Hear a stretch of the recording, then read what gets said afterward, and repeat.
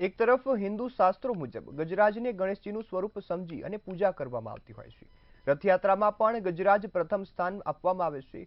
ગજરાજ જગન્નાથને રથયાત્રામાં પધારવાનું આમંત્રણ આપે છે અને રથયાત્રાની આગેવાની આ ગજરાજ જ લેતા હોય છે। ત્યારે બીજી તરફ ગણેશજીના સ્વરૂપ ગજરાજને માર મારતાનો વિડીયો સામે આવ્યો છે, જેને લઈ લોકોની લાગણી છે તે દુભાઈ ગઈ છે। અમદાવાદમાં રથયાત્રા દરમિયાન ગજરાજ બેકાબુ થયા હતા। ત્યારબાદ અફરાતફરી સર્જાઈ હતી। બેકાબુ બનેલા ગજરાજને રથયાત્રામાંથી દૂર કરાયા હતા। ત્યારબાદ રથયાત્રાના બીજા જ દિવસે એક હાથીને માર મારતાનો વિડીયો સામે આવ્યો હતો। એક મહાવત દ્વારા હાથીને લાકડાના દંડા વડે માર મરાતા હોવાનો દ્રશ્યો સામે આવ્યા હતા। વાયરલ વિડીયોમાં પ્રથમ દ્રષ્ટિએ એવું જણાય છે કે આ વિડીયો જગન્નાથ મંદિર હાથીખાનાનો છે। ત્યારે આ મુદ્દે જગન્નાથ મંદિરના જગતગુરુ જગન્નાથ પીઠાધીશ્વર 1008 દિલીપ દેવાચાર્યજીનું નિવેદન પણ આવ્યું છે। તેમણે શું કીધું આવો સાંભળીએ। જેવી રીતે કે વિડીયો વાયરલ થયો છે એની તપાસ મંદિર કરી રહી છે। એ રાજસ્થાનથી અમારા એક મહારાષ્ટ્રીનો હાથી આવેલો, કોણે કર્યું છે, શું થયું છે એની માટેની મંદિર તપાસ કરી રહી છે।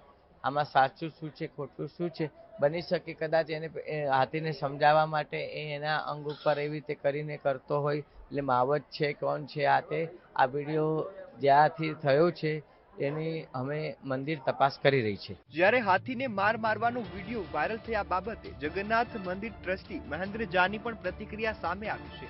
તેમણે શું કીધું આવો સાંભળીએ। અને વિડીયો બનાવનારે જો ખરેખર હાથીને મારતો હતો તો મંદિરે ઓથોરિટીને આવીને કોઈને જાણ કરવાની જરૂર હતી, પણ એમને એ તસદી લીધી નહીં, વિડીયો બનાવીને જતો રહ્યો। એવું પણ હોઈ શકે કે મહાવતને ભાઈબંધી કરીને આવો વિડીયો ફેક વિડીયો બનાવીને એને પોપ્યુલારિટી મેળવવા માટે છે ને આ વાયરલ કર્યો હોય।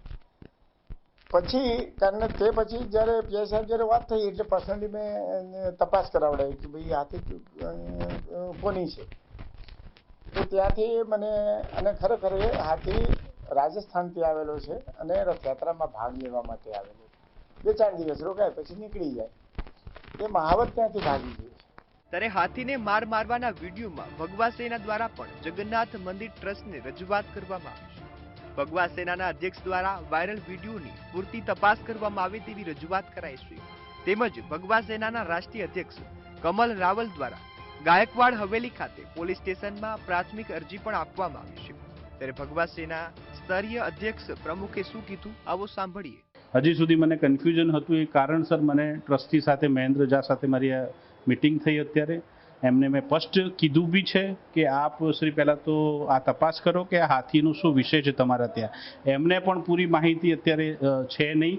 એમનું કહેવું એવું છે કે ભાઈ રાજસ્થાનનો કોઈ મહાવત હતો અને આ હાથી અમારા ત્યાંનો નહીં રાજસ્થાનનો છે। તો મેં એમને કીધું છે જે પણ છે એ કહે છે કે નાસી ગયો છે, પણ એને લાવવામાં આવે, કાયદેસર જે પણ કાર્યવાહી હશે એ પોતે મને આશ્વાસન આપ્યું છે, કમિટ કર્યું છે કે અમે આની પર કાર્યવાહી કરીશું, કેમ કે આ વસ્તુ કોઈ દિવસ ચલાવી લેવામાં ના આવે। જ્યારે આજ મુદ્દે કાંકરિયાના પૂર્વ ડાયરેક્ટર આર.કે. સાહુ તેમજ દર્શનાર્થી વિપુલ પટેલ અને ગજરાજના મહંત જગદીશ દાસજીએ શું કીધું આવો સાંભળીએ। અને અગર જો હાથી રથયાત્રા દરમિયાન અગર જો ભાગમદોડી કરે તો એને ટ્રેન્ક્યુલાઇઝેશનનો ડોઝ આપીને એને કંટ્રોલ કરવામાં આવે છે, જે આ વખતે રથયાત્રા દરમિયાન અમે કરેલો છે। અને ટ્રેન્ક્યુલાઇઝિંગ ડોઝ આપીને એને કંટ્રોલ કરીને પછી ગ્રુપથી અલગ પાડીને અને પછી એમના જગ્યા ઉપર મોકલવામાં આવ્યો।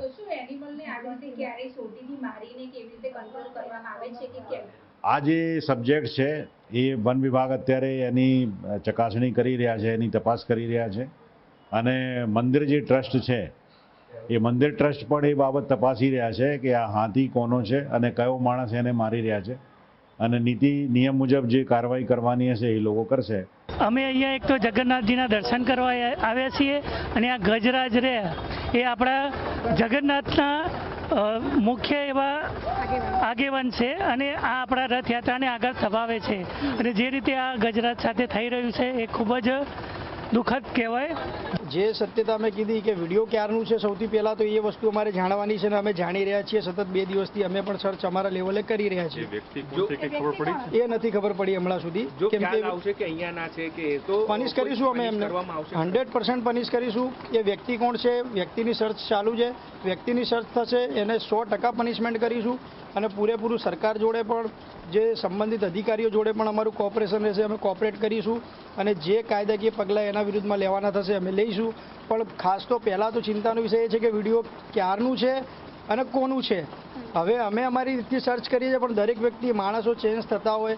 કોઈ વ્યક્તિ 6-8 મહિના પહેલાં આવ્યો હોય, અમારી પાસે એના ડિટેલ હોય નહીં, પણ તોય એકબીજા માવતો એકબીજા જોડે સંપર્કમાં હોય એટલે અમે માવતો જોડે તપાસ એની કરી રહ્યા છીએ. રથયાત્રામાં ગજરાજ બેકાબુ થયા બાદ હાથીને મારવા વાળો વિડીયો વાયરલ થતા જગન્નાથ મંદિર હાથીખાનાના ગજરાજ મહંત જગદીશ દાસજીએ જણાવ્યું હતું કે અમારે ત્યાં જેટલા પણ હાથી છે, આ તમામ હાથીઓની અમે ખૂબ જ પ્રેમથી દેખભાળ કરીએ છીએ.